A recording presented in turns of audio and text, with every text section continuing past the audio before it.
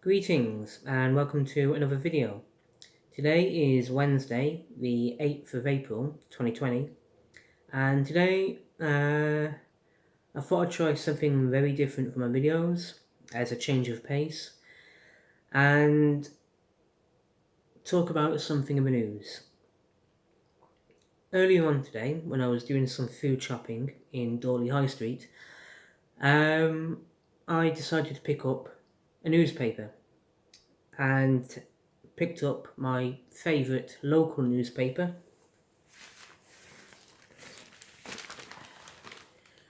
the Shropshire Star, and as you can see it's today's issue, and the front page headline of the Shropshire Star is this one here.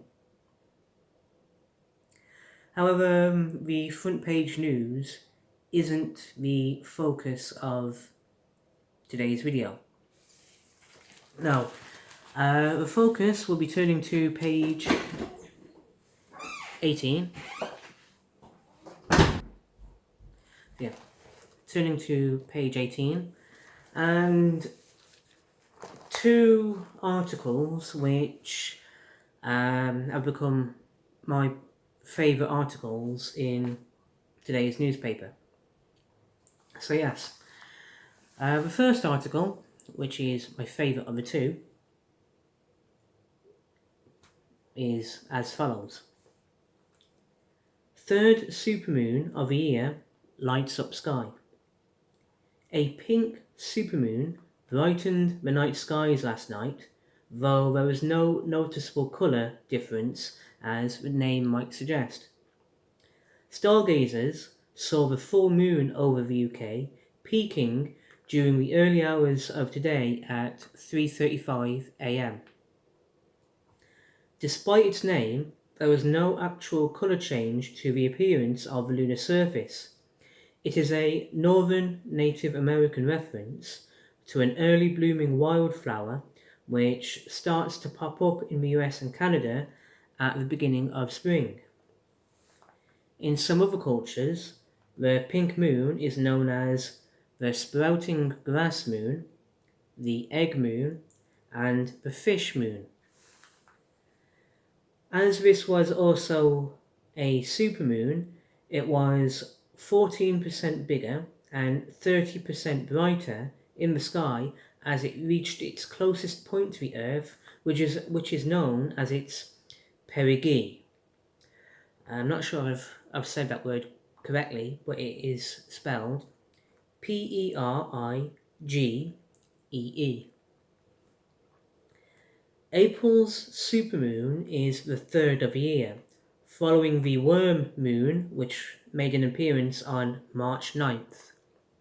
The next full moon is referred to as the flower moon, which takes place on May 7th. Now, like millions of other people around the world, I enjoy gazing at the moon at night. It's an absolutely beautiful thing to be there in the night sky, and especially the full moon. It's when you see it at its full and most detailed beauty, and it has been an inspiration to millions of people around the world over the centuries. And the history of the space race in the 20th century between the Soviet Union and the United States of America, with everything from the Soviet satellite Sputnik 1 all the way up to Neil Armstrong and Buzz Aldrin landing on the moon in 1969. That's just an amazingly fascinating history of human achievement and technological advancement. It's absolutely an amazing part of human history. And on that note, that leads into the second article I've got here in front of me,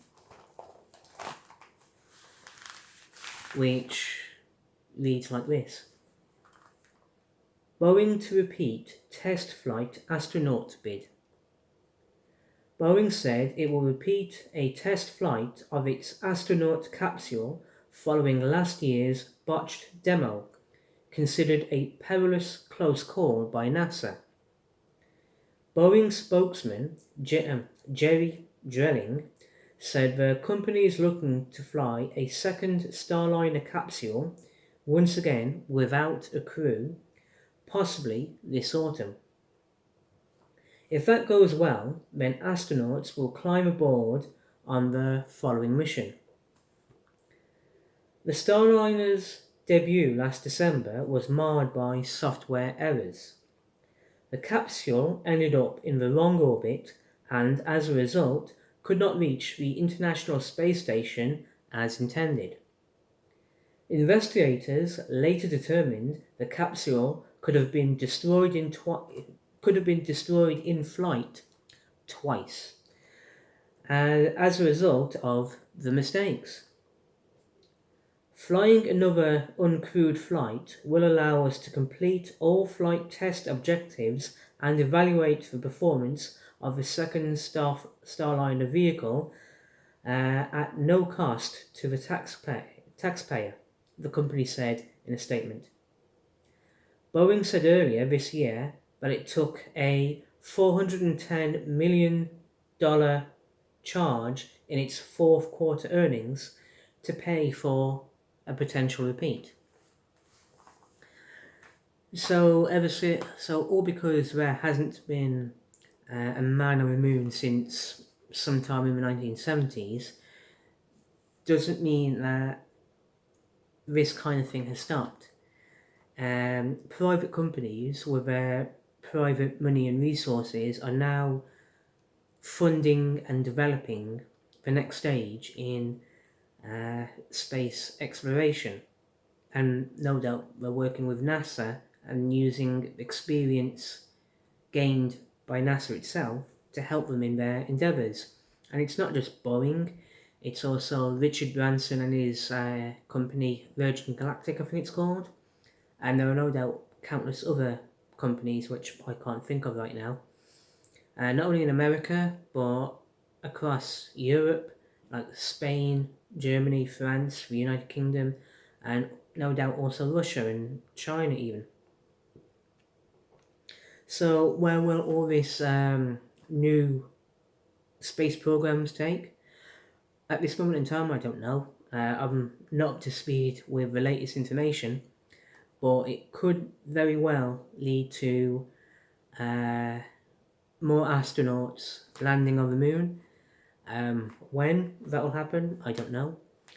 But hopefully that will be soon enough, and that will lead to missions to Mars and everywhere beyond. So yeah. Those were my two favourite news articles in today's newspaper, which didn't have anything to do with the main headline news. I hope that you, the audience, enjoyed this little bit of news going on, and more importantly, I hope that you're all keeping safe and staying well in this difficult time going on. So yeah, on that note, I'm gonna end this video here. I just want to end by saying thank you for taking the time to watch this video. I really do appreciate it. Let me know in the comments below if you'd like to see more of this format where I talk about various random news articles in the local newspaper. I would like to try a couple more videos like this one at least.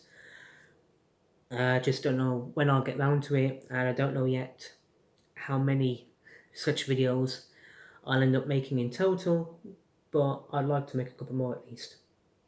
I just hope that you, the audience, enjoy them. But one way or the other, let me know what you think and leave your thoughts in the comments below this video. So yeah, thank you for your time. I hope you enjoy the rest of your evening. Be safe, take care, and I'll I look forward to seeing you all again sometime soon in the next video. Take care and good night.